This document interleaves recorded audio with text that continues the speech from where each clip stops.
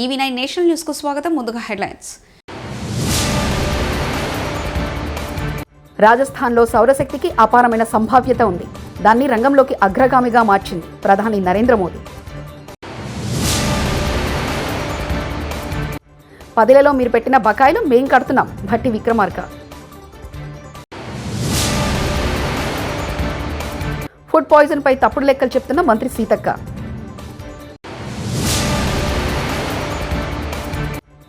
మీరంతా అత్యుత్తమ సేవలందించాలి ద్రౌపది ముర్ము.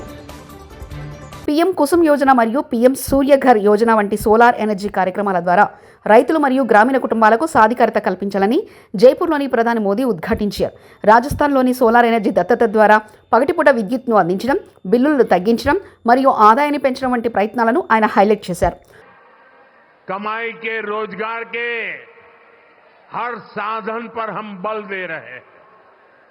राजस्थान में बिजली के क्षेत्र में अनेक समझौते यहां भाजपा सरकार ने किए हैं. इनका सबसे अधिक फायदा हमारे किसानों को होने वाला है. राजस्थान सरकार की योजना है. 10లలో బారాస ప్రభుత్వం పెట్టిన బకాయిలను తమ ప్రభుత్వం కడుతుందంటూ డిప్యూటీ సీఎం బట్టి విక్రమార్క తెలిపారు. విద్యుత్ రంగం, పౌర సరఫరాల శాఖలో గత ప్రభుత్వం 1000 కోట్ల బకాయిలు పెట్టిందని ఆరోపించారు. శాసనసభను బారాస ఎమ్మెల్యే హరీష్ రావు తప్పుదోవ పట్టిస్తున్నారని విమర్శించారు. స్పీకర్ అనుమతితో అప్పులపై చర్చకు ప్రభుత్వం సిద్ధంగా ఉందని స్పష్టం చేశారు. శాసనసభ సమావేశాల్లో భాగంగా స్పీకర్ గడ్డం ప్రసాద్ కుమార్ ప్రశ్నోత్తరాలు నిర్వహించారు. ఈ సందర్భంగా హరీష్ రావు, బట్టి విక్రమార్క మధ్య వాదన కొనసాగింది. క్లియర్ చేయట్లేదు అంటున్నారు. 1,00,000 కోట్లు మేము చేయలేదని చెప్పేదేనండి. మీ మీద గౌరవంతోనే చెప్తా ఉన్నాను. మీరు అడిగారు కాబట్టి అన్ని చెప్తాను, లేకపోతే చెప్పేవాడిని కూడా. 1,00,000 కోట్లు మేము చేయలేదు అధ్యక్ష. మళ్ళీ ఒకసారి చెప్తా ఉన్నాను క్లియర్గా. 52,000 కోట్లు మాత్రమే ఈ ప్రభుత్వం అప్పు చేసింది.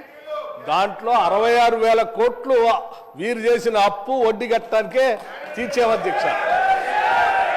వారు చేసుకొచ్చిన అప్పు ప్రిన్సిపల్ అమౌంట్కి ఆ వడ్డీకి కలిపి 66,000 కోట్లు మేము ఈ 10-11 నెలల్లో కట్టాము అధ్యక్ష. ఒకసారి ఆలోచన చేయండి. ఈ రాష్ట్ర విభజన జరిగినప్పుడు సంవత్సరం మొత్తానికి అప్పులు, ప్రిన్సిపల్ అమౌంట్, లేకపోతే ఇంట్రెస్ట్ అన్నీ కలిపి సంవత్సరం మొత్తానికి 6,400 కోట్లే అంత ఉండే కట్టడానికి. అటువంటిది ఈ 10 ఏళ్ళు వీళ్ళ పరిపాలన వల్ల సంవత్సరానికి 6,400 కోట్లు కట్టేదాన్ని మేము 66,000 కోట్లు బ్యాంకులు కట్టాల్సిన పరిస్థితి దుస్థితి తీసుకొచ్చారు అధ్యక్ష. వీళ్ళు మళ్ళీ ఇప్పుడు నీ సూత్రాలు మాట్లాడుతూ ఉన్నారు అధ్యక్ష. ఏం చేయాలా? ఇంకా మన భారత మహిళలు, యువతులు అన్ని రంగాల్లో ఉన్నతి సాధించాలని భారత రాష్ట్రపతి ద్రౌపది ముర్ము ఆకాంక్షించారు. మంగళగిరి ఎయిమ్స్ తొలి స్నాతకోత్సవంలో రాష్ట్రపతి ద్రౌపది ముర్ము ముఖ్య అతిథిగా హాజరయ్యారు.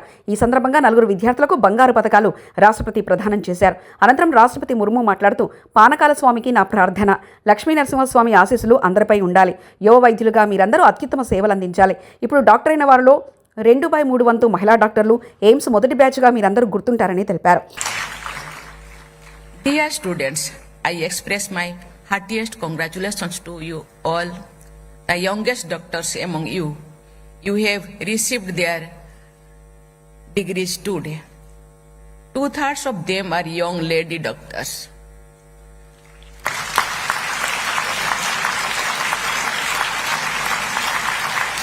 My special congratulations to these doctors who have done us proud. I convey my special appreciation for the young doctors who have been awarded gold medals today. Among the medal winners too, our daughters have accounted for the large share of the glory. The rising participation of women in the medical profession and their significant contributions demonstrate that we are becoming a truly developed society. This also highlighted the fact that, given opportunity, our daughters excel in every field. Mangalagiri ఎయిమ్స్లో జరిగిన తొలి స్నాతకోత్సవ కార్యక్రమానికి భారత రాష్ట్రపతి ద్రౌపది ముర్ము ముఖ్య అతిథిగా హాజరయ్యారు. ఈ సందర్భంగా ముఖ్యమంత్రి నారా చంద్రబాబు నాయుడు రాష్ట్రపతికి శాలువా కప్పి సన్మానించారు. అలాగే తిరుమల శ్రీవారి మెమంటోను బహుకరించారు. ఆ తర్వాత జరిగిన కార్యక్రమంలో 49 మంది ఎంబీబీఎస్ విద్యార్థులకు రాష్ట్రపతి పట్టాలు అందజేశారు. మెరిట్ సాధించిన 4 విద్యార్థులకు బంగారు పతకాలు బహుకరించారు. ఈ కార్యక్రమంలో రాష్ట్రపతితో పాటు రాష్ట్ర గవర్నర్ నజీర్, సీఎం చంద్రబాబు, కేంద్ర మంత్రులు ఆయుష్, ప్రకాష్ రావు, రాష్ట్ర మంత్రులు నారా లోకేష్, సత్యకుమార్ యాదవ్ తదితరులు పాల్గొన్నారు. For Ayush and Minister for Health and Family Welfare, Sri Jadav Prataprao Gandapatrao, respected Director and CEO, All India Institute of Medical Science, Mangalagiri, Sri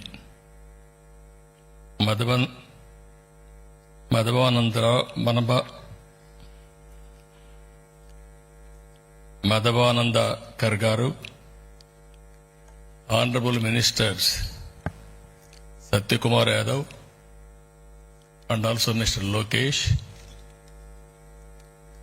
and friends, today is a great occasion. I am very happy to see all of you first convocation.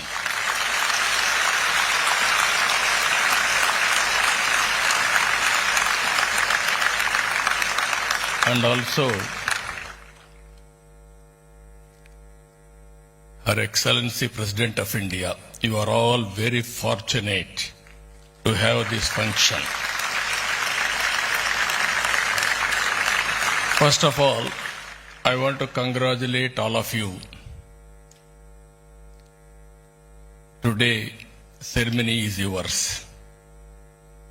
I have seen students, meritorious students, competing each other. This convocation is recognizing your talents.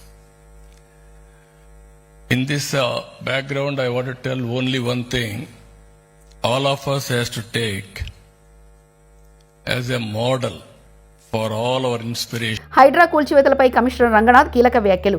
Hydraa ఏర్పడక ముందు ఉన్న నిర్మాణాల జోలికి వెళ్లడం, July తర్వాత చేపట్టిన అక్రమ నిర్మాణాలను కూల్చివేస్తాం, ఎలాంటి అనుమతులు లేకుండా నిర్మిస్తున్న వాటిని కూల్చివేతలు తప్పదు, కొత్తగా తీసుకున్న అనుమతులను హైడ్రా పరిశీలిస్తుందంటూ కమిషనర్ రంగనాథ్ వెల్లడించారు. డెమాలిష్ చేయడం జరుగుతుంది. చెరువు ఎఫ్టీఎల్లోకి వచ్చి కడుతున్నటువంటి కానీ ఇప్పుడు ఏదైతే కనుక ఆల్రెడీ పర్మిషన్ లేకుండా ఉన్నవాటి గతంలో పర్మిషన్ తీసుకొని ఏమన్నా పాత డేట్స్ తోటి కడుతుంటే కనుక ఓకే, దట్ ఈస్ యాక్సెప్టెడ్. కానీ బట్ ఇప్పుడు పర్మిషన్ లేకుండా వచ్చేటువంటి ఇక్కడ పర్మిషన్స్ కూడా ఇక మీద అంటే హైడ్రా ఫార్మేషన్ తర్వాత వచ్చే పర్మిషన్స్ కూడా అది వస్తే కూడా దాని మీద కూడా మేము చెక్ చేస్తాం.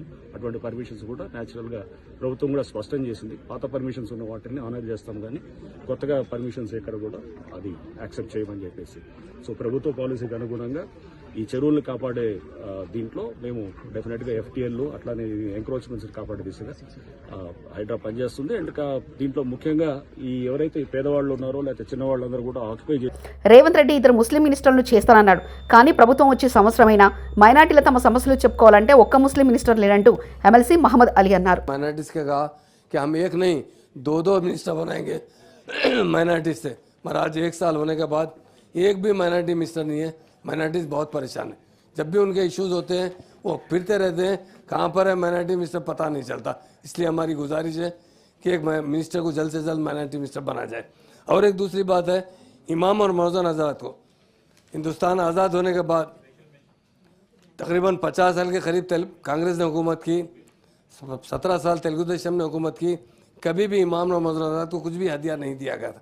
केसीआर साहब ने पहली मरतबा 5,000 रुपये इमाम साहब को, 5,000 मौज़न साहब को दिया गया.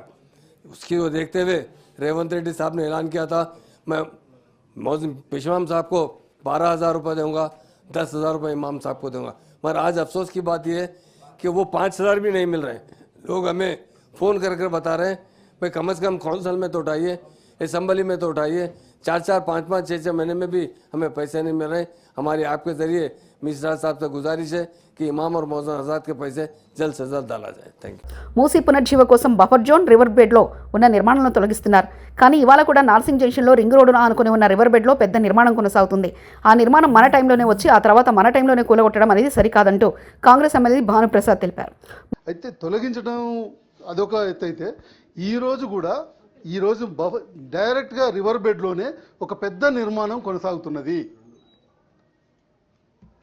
నార్సింగి జంక్షన్లో రింగ్ రోడ్ను ఆనుకుని రివర్ బెడ్లోనే నిర్మాణం సాగుతున్నది. నిన్న రాత్రి 12 గంటల సమయంలో నేను ఒక ఫంక్షన్ అటెండ్ అయ్యి రిటర్న్ వస్తున్నాను అధ్యక్ష. రోడ్డు మీద చూస్తే రాత్రి 12 గంటలకు వందలాది మంది లైట్లు పెట్టి వర్క్ చేస్తున్నారు. అది రివర్ బెడ్లోనే ఉంది. ఆ నిర్మాణం రివర్ బెడ్లోనే ఉంది. ఒకవైపు మనం పేదలకు సంబంధించినటువంటి 100 గజాలు 200 గజాల్లో ఉన్నటువంటి వాళ్ళని కూలగొట్టి రీహాబిలిటేషన్ ఇవ్వటం అనేటువంటి తర్వాత, కానీ వీళ్ళు కట్టిన తర్వాత లక్షలాది స్క్వేర్ ఫీట్లలో పెద్ద నిర్మాణం వస్తుంది. అది ఎవరిదో నాకు తెలియదు. కానీ ఆ నిర్మాణం వచ్చిన తర్వాత మళ్ళీ దాన్ని కూలగొట్టడం అని అంటే మన టైం. మున్సిపాలిటీలో పనిచేసే వాళ్ళంతా 90% ఎస్సీ వాళ్ళే ఉన్నారు. వాళ్ళకు జీతాలు లేవు, మన్ను లేవంటూ కాంగ్రెస్ ఎమ్మెల్యే మందుల స్వామి అన్నారు. వాళ్ళు ఎస్సీ కులానికి చెందిన వాళ్ళే 90% ఉన్నారు. వాళ్ళకు జీతాలు లేవు, మన్ను లేవు, ఏమి లేవు, ఎక్కడ లేదు. మంత్రి శ్రీధర్బాబు మూసి సుందరీకరణ కోసం డీపీఆర్ ఇప్పుడు చేస్తున్నారని అన్నారు. మరి డీపీఆర్ చేయకుండా వరల్డ్ బ్యాంకుకు 4100 కోట్లు అప్పు కావాలని ఎలా అడిగారు? మూసి డీపీఆర్ ఇంకా అవ్వకుంటే రేవంత్ రెడ్డి ఢిల్లీలో కేంద్ర మంత్రి కిషన్ రెడ్డిని కలిసి 14,000 కోట్లు కావాలని ఏ ప్రతిపాదికన అడిగారంటూ ఎమ్మెల్సీ కవిత ప్రశ్నించారు. అయితే దీనికి ఆపోజిట్గా నిర్దిష్టమైనటువంటి సమాచారం మా దగ్గర ఉంది సార్. వరల్డ్ బ్యాంక్లో ఈ ప్రభుత్వం 4,100 కోట్లు మాకు కావాలి మూసీ సుందరీకరణ ప్రాజెక్ట్ కోసం అని చెప్పి వరల్డ్ బ్యాంక్కి సబ్మిట్ చేసింది సార్. ఈ గవర్నమెంట్ సబ్మిట్ చేసిన మాట వాస్తవమా కాదా? చేసుంటే అది ఏ తేదీన చేశారో ఇంపార్టెంట్ సార్. ఎందుకంటే ఇవాళ 16వ తారీఖు, ఇవాళ 17 డిసెంబర్ సార్. 17 డిసెంబర్లో హౌస్లో మనకిచ్చిన సమాధానం డిపిఆర్ ప్రిపేర్ కాలేదని సార్. మరి వీళ్ళు వరల్డ్ బ్యాంక్లో డిపిఆర్ ప్రిపేర్ కాకుండా 4,100 కోట్ల లోన్ కావాలని ఎప్పుడు అడిగారు? ఆ డేట్స్ ఏంటి దయచేసి ప్రభుత్వం క్రిస్టల్ క్లియర్గా ప్రజలకు చెప్పాల్సినటువంటి అవసరం ఉంది సార్. అట్లానే ఎంఆర్డీసీఎల్ అనేటటువంటి కన్సార్టియంని ఆన్బోర్డ్ చేసుకున్నాము, ఇంకా కూడా మేము డిపిఆర్ ప్రిపరేషన్ చేస్తూ ఉన్నామని చెప్తా ఉన్నారు సార్. నిన్నగాక మొన్న మనం గౌరవ ముఖ్యమంత్రి గారిని చూసినాం సార్. వారు ఢిల్లీకి వెళ్ళి అక్కడ ఫుడ్ పాయిజన్ పై తప్పుడు లెక్కలు చెప్తున్న మంత్రి సీతక్క, కాంగ్రెస్ ప్రభుత్వం వచ్చినప్పటి నుంచి ఇప్పటివరకు 1015 మంది పిల్లలు ఫుడ్ పాయిజన్ ద్వారా అస్వస్థకు గురైతే కేవలం 386 మందికి మాత్రమే ఫుడ్ పాయిజన్ జరిగిందని తప్పుడు లెక్కలు చెప్తున్న మంత్రి సీతక్క. 6 మంది విద్యార్థులు, అదేవిధంగా పాము కాటు వల్ల ఇద్దరు విద్యార్థులు, ఎలుక కాటు వల్ల 2 విద్యార్థులు ఆసుపత్రిలో చికిత్స పొందారు. అధ్యక్ష, రెసిడెన్షియల్ పాఠశాలలో security, dormitory, class rooms, ground, RO plant, water సామగ్రి ఇవేవి కూడా మనం అనుకున్న స్థాయిలో లేవు అంటూ ఇది విమర్శ కాదు వాస్తవం అంటూ మంత్రి దామోదర రాజనరసింహ వ్యాఖ్యానించారు. డార్మిటరీ కాడికెళ్ళి school class rooms, ground, RO plant, kitchen utensils ప్రతి ఒక్కటి మనం అనుకున్న స్థాయిలో లేవు. ఇది విమర్శ కాదు, ఇది యథార్థం, ఇది వాస్తవం. ఆర్బీఐ నివేదిక ప్రకారం 2,900 కోట్లు, కాగ్ నివేదిక ప్రకారం 2,100 కోట్లు మాత్రమే మిత్తి కడుతున్నారని అంటుంటే బట్టి విక్రమార్క 66,000 కోట్లు తప్పుడు లెక్కలు చెప్పి తప్పుదోవ పట్టిస్తున్నారంటూ హరీష్ రావు వ్యాఖ్యానించారు. 2,900 కోట్లు మాత్రమే మిత్తి, కాగ్ రిపోర్ట్ ప్రకారంగా 2,100 కోట్ల రూపాయలు మిత్తి కడుతున్నారని కాగు ఆర్బీఐ చెప్పింది ఒకటైతే, బట్టి గారు సభలో చెప్తున్నట్టు తప్పు విషయాన్ని వారి సభను తప్పుదో పట్టిస్తున్నారు. లఘుచర్ల రైతులకు బేడీలు వేసిన కాంగ్రెస్ ప్రభుత్వ వైఖరికి నిరసనగా అసెంబ్లీలో చేతులకు బేడీలు వేసుకుని బీఆర్ఎస్ ఎమ్మెల్యేలు వినూత్న నిరసన తెలిపారు. నల్ల చొక్కాలు ధరించి నిరసన చేస్తూ నిరసన ఇదేమి రాజ్యం లాంటి రాజ్యం, లూటీ రాజ్యం అంటూ రైతులకు బేడీలు సిగ్గు అంటూ నినాదాలు చేశారు.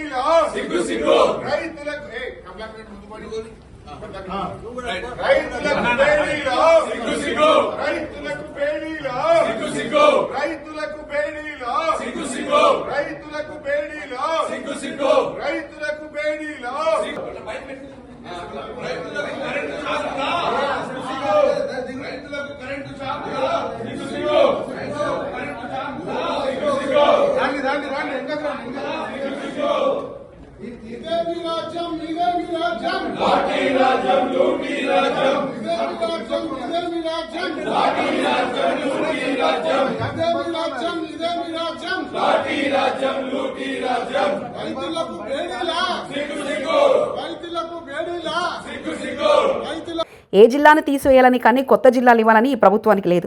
రాష్ట్రంలో ఉన్న 33 జిల్లాలు, 621 మండలాలు, 76 రెవెన్యూ డివిజన్లు యథావిధిగా కొనసాగుతాయంటూ మంత్రి పొంగులేటి శ్రీనివాసరెడ్డి వ్యాఖ్యానించారు. ప్రభుత్వానికి లేదు. ఉన్న జిల్లాలు ఏ ఒక్క జిల్లాని కూడా ఈ ప్రభుత్వం తీసేసే ఆలోచన లేదు.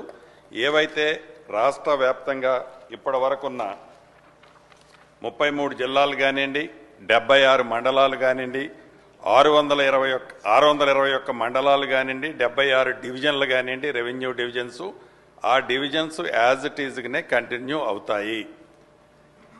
ఏ ఒక్కళ్ళు రాష్ట్రంలో ఉండే ప్రజలు కానీ ప్రజాప్రతినిధులు కానీ ఈ డివిజన్ తీసేస్తున్నామనో ఆ మండలం తీసేస్తున్నామనో ఈ జిల్లా మారుస్తున్నామనో ఏదైతే అపోహలు ఉన్నాయో ఆ అపోహలకి ఫుల్ స్టాప్ పెట్టాలని ఈ శాసనసభలోంచి యావత్ తెలంగాణ ప్రజలకి అదే రకంగా ప్రజాప్రతినిధులకి రాష్ట్ర ప్రభుత్వం తరఫున చెప్తున్నాను అధ్యక్ష. రాజస్థాన్లో సౌరశక్తికి అపారమైన సంభావ్యత ఉంది. దాన్ని రంగంలోకి అగ్రగామిగా మార్చింది ప్రధాని నరేంద్ర మోదీ. 10 మీరు పెట్టిన బకాయిలు మేం కడుతున్నాం భట్టి విక్రమార్క. ఫుడ్ పాయిజన్ పై తప్పుడు లెక్కలు చెప్తున్న మంత్రి సీతక్క.